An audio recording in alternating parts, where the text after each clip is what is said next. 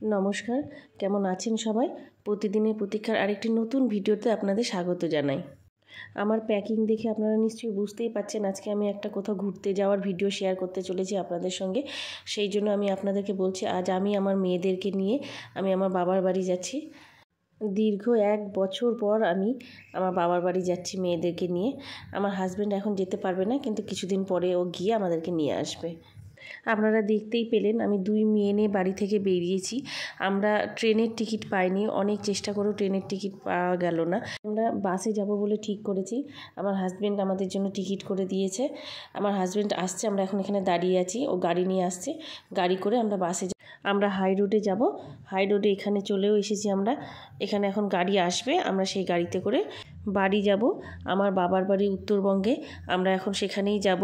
উত্তরবঙ্গ বলতে শিলিগুড়ি রায়গঞ্জ নয়, আমার বাবার বাড়ি বালুরঘাট, আমরা বালুরঘাটেই যাচ্ছি। আমার হাজব্যান্ড আমাদেরকে গাড়ি করে এখানে নামিয়ে দিয়ে ও আবার ডিউটি বেরিয়ে গেছে। আপনারা সকলেই জানেন ও যা চাকরি করে তাতে সবসময় আমাদেরকে সময় দিতে পারে না।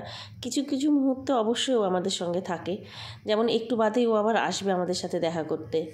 আমরা এখন হাই রোডে যেখানে গাড়িটা দাঁড়াবে ঠিক সেই জায়গাটাই আমরা যাচ্ছি। আমাদেরকে এখানে সব লোকজন যারা ছিল তারা নিয়ে যাচ্ছে, আমাদেরকে আগিয়ে দিচ্ছে। আমাদের লাগেজগুলো তাদের হাতেই আছে। এই দেখুন, তারা আমাদের পেছনে পেছনে লাগেজগুলো নিয়েই আসছে। রাস্তায় দাঁড়িয়ে দাঁড়িয়ে আমি যখন ভিডিও করছিলাম, দেখুন লাইটিং পরে রাস্তাটা এত সুন্দর দেখাচ্ছে। আর এই বাসগুলো দেখুন, সব নতুন নতুন সুন্দর সুন্দর বাসগুলো, এত সুন্দর লাগছে। হাই রোডের দুধার দিয়ে গাড়ি যাচ্ছে আর আমরা দাঁড়িয়ে দাঁড়িয়ে দেখছি। সত্যিই খুব সুন্দর লাগছিল। কিন্তু এত গাড়ি দেখছি, আমাদের গাড়ি এখনও আসেনি, তবে আসবে। আর একটু কিছুক্ষণের মধ্যে আমাদের গাড়িও চলে আসবে, একটু অপেক্ষা করতে হবে। এই দেখুন আমাদের গাড়ি চলে এসেছে। আমরা এখন এই গাড়িতে করেই আমার বাবার বাড়ি যাব, বালুরঘাট।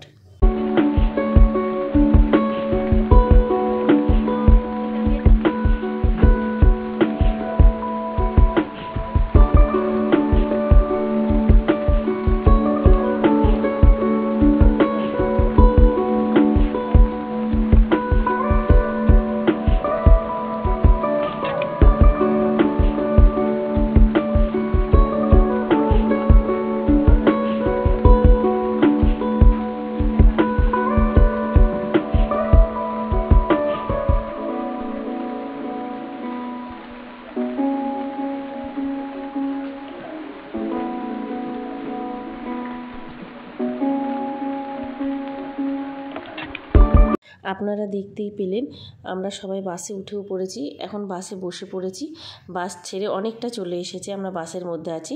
এখন আমরা যেখানটায় থেমেছি আমাদের বাসটা, সেটা হচ্ছে কৃষ্ণনগর। আমরা এখানে আমি আর মিঠি নেমেছি, একটু কিছু খাবার নেব। আর এই যে কৃষ্ণনগরের এই শঙ্কর হোটেল, এই হোটেলটা এত জনপ্রিয়, এখানে প্রচুর বাস দাঁড়ায়। আপনারা দেখতেই পাচ্ছেন যত বাস আসে কলকাতা থেকে ছেড়ে শিলিগুড়ি যায়, বালুরঘাট যায়, রায়গঞ্জ যায়, সব বাসগুলো এখানেই দাঁড়ায়। এর আরেকটি কারণ হচ্ছে এখানে যে খাবারগুলো পাওয়া যায় সেগুলো খুব পুষ্টিকর, উন্নত মানের এবং সুস্বাদু খাবার। আর এখানে না কৃষ্ণনগর সেই বিখ্যাত সরভাজা, সরপুরিয়া, সেই সব মিষ্টিগুলো এখানে খুব সুন্দর পাওয়া যায়। তাছাড়া অন্য রকমের বিভিন্ন ধরনের মিষ্টি আছে, চা আছে, আপনি যা চাইবেন এই হোটেলটায় আপনি সব পাবেন। আর দেখুন কি ভিড়। আমার হাজবেন্ড যেখান থেকে টিকিট করেছে তারা জানিয়েছে যে স্যার টিকিট পাওয়া যাচ্ছে না, কেন এত ভিড় ছিল এই কদিন গাড়িতে মানে সিট পাওয়াই যাচ্ছিল না।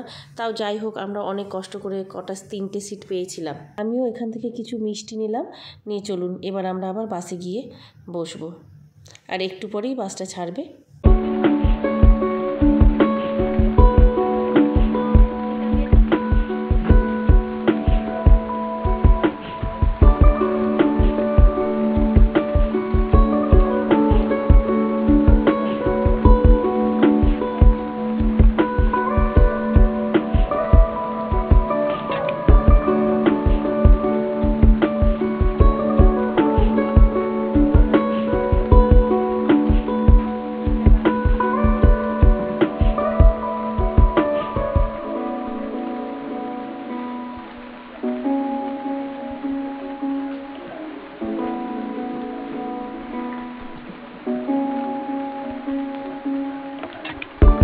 আমরা এখন অনেকটা চলে এসেছি, রাত পেরিয়ে এখন সকাল হয়ে গেছে।